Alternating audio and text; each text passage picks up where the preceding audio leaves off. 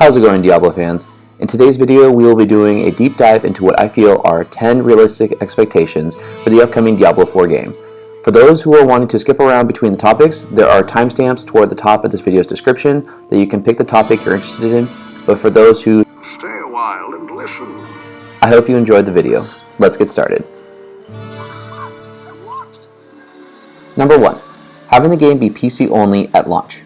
With the disappointment that Diablo fans got with the reveal of a mobile game as the headliner at a PC convention, in order to redeem themselves, Blizzard needs to release Diablo 4 as a PC-only game at the launch, with updates coming down the line that can adapt the game to be played on consoles later on. One of the benefits of using a PC is having distraction-free gaming with nothing blocking the screen and so many more options for controls, whereas on a mobile device you have your fingers blocking your view most of the time that you're playing, and it's easy to accidentally click on something and set yourself back in your progression throughout the game. Doing this would have to make Blizzard at least do one new update and hopefully more than one new patch of the game, unlike how they did for Diablo 3, where in the 8 years since its release, there has only been one patch made, but for all other games under the Activision Blizzard umbrella, there have been several patches released, showing that Diablo unfortunately has been put on the back burner ever since Blizzard North was no more. Blizzard devs have stated that their roots are in PC gaming, but in order to win back a lot of fans, they need to show that through the dedication to sticking to what they know best, focusing on the PC. With how hyped up this game has become, even before the release of the trailer at the 2019 Blizzcon, and I do understand that this is a business and they want to release to as wide of an audience as possible. Why bring it to mobile? Are you trying to reach a new audience of players? We're always trying to reach a new audience. We always want more people to join the Blizzard community. But with how much money they're going to be putting into this game, and how much they're going to likely charge for the game, either pay to play or pay to win, an ideal customer ratio is 80% regular and 20% new customers. And if the regular customers are happy, word of mouth can spread like wildfire in our social media era, and this game's popularity could reach new heights and make more money for Blizzard, compared to going on other platforms to reach new fans and have the seasoned regular Diablo fans unhappy and uninterested in playing the game altogether. So a PC-only launch is an ideal situation for them to win back fans and to get the hype up even more than Diablo Immortal's disaster. No microtransactions. Mobile games are infamous for being pay to win, and that translates to, well, if you don't want to buy this for actual money, you could still win the game, but it's going to take so much longer, requiring more experience and time to finish. But if you decide to buy this for actual money, you could beat the game a lot faster. Working on Diablo Immortal with NetEase Games. We've partnered with NetEase to create Diablo Immortal. NetEase has been a partner, a close partner of Blizzard for almost 10 years. And their passion, dedication, and expertise have allowed us to bring Diablo to mobile. A company known for mobile games with microtransactions and copying game styles from most of their popular games, allegedly, after the backlash of headlining BlizzCon 2018, a convention focusing on PC games, with a new full game for mobile and criticizing the unhappy fans with, Do you guys not have phones? Yeah, you guys all have phones. they hesitated and decided to Dodge. and wrap around the microtransaction question, giving the fans who paid $200 for a ticket, hotel rooms on top of that, both a game on a platform that they weren't happy with, and being as far as they were in development working alongside NetEase, they would have had worse happen than just booing to the devs on stage. If they had said that it was coming with microtransactions as well. If there were to be no microtransactions, they could have just outright said it and reassured the game wouldn't be ceasing the development of other oncoming games, much like this franchise did for their next game. This game is going to be free, but don't worry, there are no paywall timers. A separate game from what we would usually normally do. We had a lot of ideas. We kept coming back to this one that we felt would be perfect on a touch screen and that would be no better anywhere else. It is called Fallout Shelter, and that is Fallout Shelter. What's even more exciting is that this game is coming out on the App Store tonight. But we're not done talking about Fallout 4 yet. So back to the big one. Another franchise under Activision Blizzard is Call of Duty, with the Modern Warfare Remaster being promised to only have microtransactions be for cosmetics only. After an update, players saw that they had added microtransactions to specific weapons and a variety map pack that gives you more rare supply drop rates on those maps only, among various other items. I would like to introduce you all to the legendary Time to Die watch for a limited time only for the small price of 2,000 COD points, aka $20. You can actually keep track of your deaths in game. Wow, what a bargain. Let me just go ahead and hop right on that. Wouldn't want to miss out on this deal. There are investors in both the company as well as the game directly, and they don't want to just break even on the game, as in doing so actually creates a large opportunity and financial loss. They want to be able to profit because at the end of the day, it is a business. So adding 1. Partnering with NetEase, 2. How they promised one thing and delivered another for Call of Duty Modern Warfare Remastered, 3. Investors not wanting to lose money, 4. Deciding to dodge and wrap around the question instead of outright saying no if there weren't going to be microtransactions. This being a mobile game, will we expect to see a lot of microtransactions, or will it be single pay? Yeah, no, that's a good question. So it's always been the tradition at Blizzard that we work on gameplay first. It doesn't matter whether it's a box product or whether it's a free-to-play product. We haven't figured out the business model. They know how their business model for the game was going to be by the Blizzcon 2018 to be able to say yes or no. But all evidence points to there being microtransactions. Generally, players wouldn't mind paying a little more upfront for a set price for a good quality game instead of paying little by little to progress throughout and beat the game and have it add up to be much more than a one-time set price for the game. Diablo 4 should retain the same strategy as D2 by being pay to play. Number 3. Having a single-player offline game option. When it comes to the play options, there has to be a single-player option and offline, not just online multiplayer only like in Diablo 3. There are plenty of players, much like myself, that enjoy solo playing to grind for grail items on Pluggy or other mods, and being able to play offline means a much more personal experience throughout the game. Many do enjoy having a party to play with and to find items together, so having that to be an emphasis is good, but don't limit your customers to having to play only online and in multiplayer when there are players that prefer solo offline gaming. This is best shown during the Fallout Shelter reveal to best appeal to all customers properly. This game is going to be free, but don't worry, there are no paywall timers. You don't need an internet connection. Number 4. Don't make the game look exactly like World of Warcraft. The Diablo franchise has its own identity to it, and that makes it stand out amongst various other games. However, after Diablo 2's release, Blizzard North was no more, and July 9th, 2008, Blizzard merged with Activision and from there, worked to make D3 and release it in 2012. World of Warcraft's popularity has grown with the years, and with none of the original devs to help continue the Diablo franchise with any insight or direction, the responsibility to develop the game was in the hands of those who had no background with the games. This is why D3's graphics look so similar to World of Warcraft, and a lot of the playing features have more similarities between them than either the previous Diablo games to World of Warcraft. It's understandable to try to make something based off what you already know well, but the look and the feel of the game overall being nothing like the 2 previous games, as far as the dark tone and graphics, made a lot more veteran fans unhappy. Taking the game back to a darker tone, not just in looks but in lore and tone throughout the game, will help bring back the essence of the Soul Stone to the franchise. Number 5. Socketing and rune words. A feature Diablo 2 fans loved was how customizable the items could be with the socketing gems, jewels, and using runes to create rune words for even more increased power. As challenging as it was at times to find the necessary items to both socket and to be socketed into, the grind would be worth it once the drop was made for the item or items that they were looking for, especially with runes because of how rare some could be. Rune words were created by combining certain runes in a specific order to enhance the power of the item it was socketed into.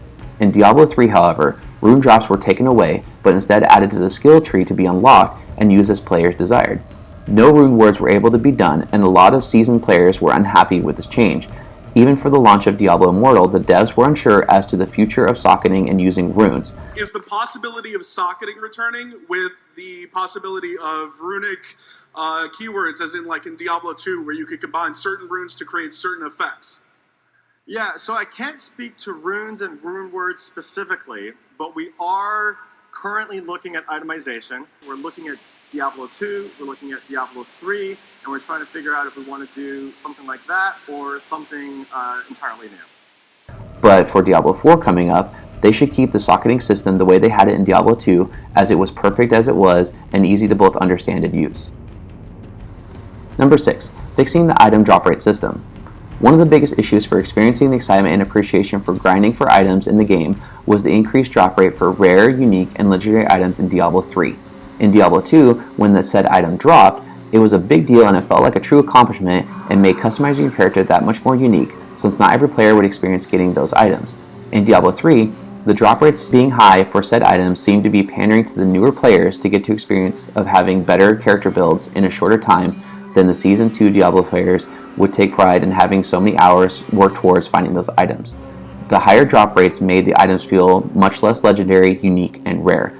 And for D4, the drop rate system should be set back to how D2 was to help bring back the feel of the franchise and how it once was and loved by the players. Material Smite is the rarest item in the game. Oh, okay. By a long shot. Okay. Play video games for 20 hours. Holy crap! Okay. You are now officially the Lucky Charm-ish.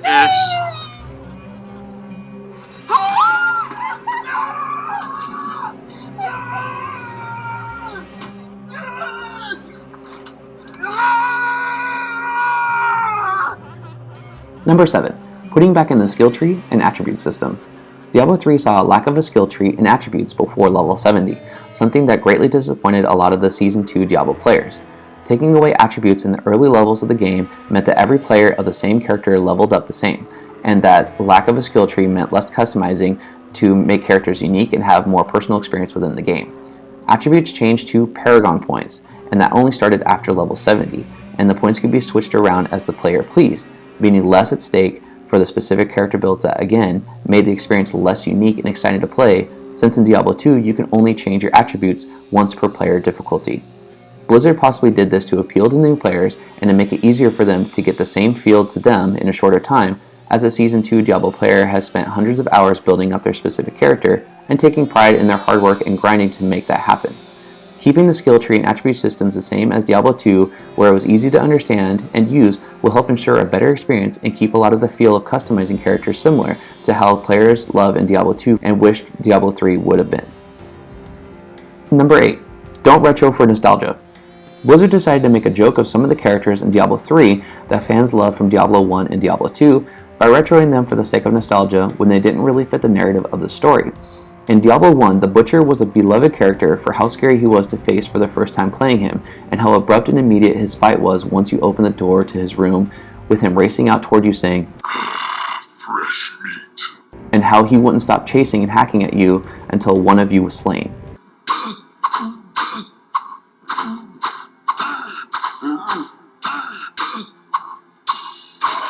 But in Diablo 3, they made him a corny, unfavorable character that lost the feel he brought for the first game. The Skeleton King comes to mind for similar reasons from being in Diablo 1 and being put into Diablo 3.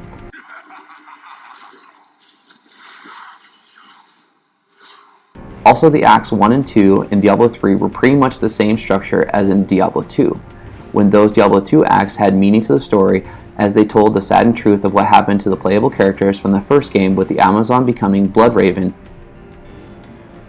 and the Necromancer becoming the Summoner. A huge mistake Blizzard made was taking the idea of the loved Secret Cow level and turning it into a level of sunshine and rainbows that players were furious over, in a way mocking the fans. Blizzard needs to focus on the story and remember that we love certain characters for what they brought to the story when they were used, and that they should be left there for the exact same reason. Number 9. Have good story and character development. It's important to have the characters, both protagonists and antagonists, have meaning to the story and to have them develop to the end where everything comes together overall in the light of defeating the evils. When it comes to the bosses, especially the endgame boss with and without the expansion pack, it's good to know what you are working toward and whom you are trying to defeat. In the previous Diablo games, it's a guarantee to fight Diablo, but looking at D2 specifically, the build-up to the expansion of Lord of Destruction, where Baal was the actual endgame boss, and his importance in the game in trying to corrupt the World Stone was brilliant because we were seeing Baal the entire game throughout the cinematics, and throughout the game we got a glimpse of Tyrael, however, as Baal tricked Marius into believing that he was Tyrael.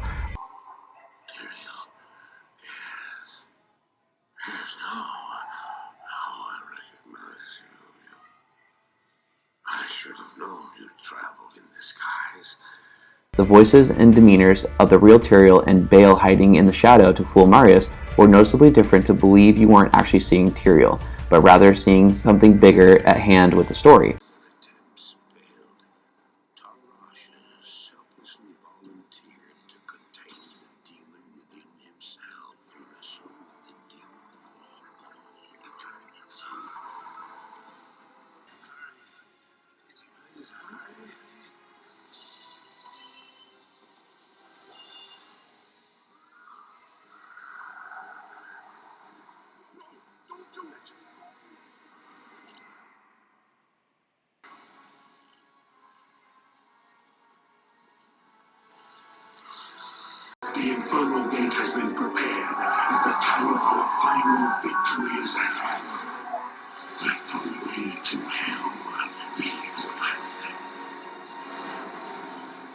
Then with the unveiling of Baal to Marius, I am not the Archangel Tyrael.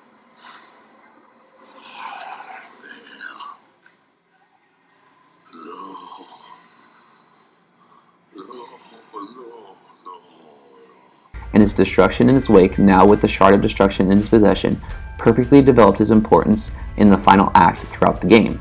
When it came to Malthael's development in the game, he more came out of nowhere, and his true meaning for why he took the Black Soul Stone aren't explained well, which is unfortunate because looking into the story and how he went from the Angel of Wisdom to the aspect of death, the Grim Reaper, and how he learned to manipulate death to his advantage, would have arguably been a tipping point to eventually having the eternal conflict in the Angel's favor. The Nephilim will stop you. No one can stop death.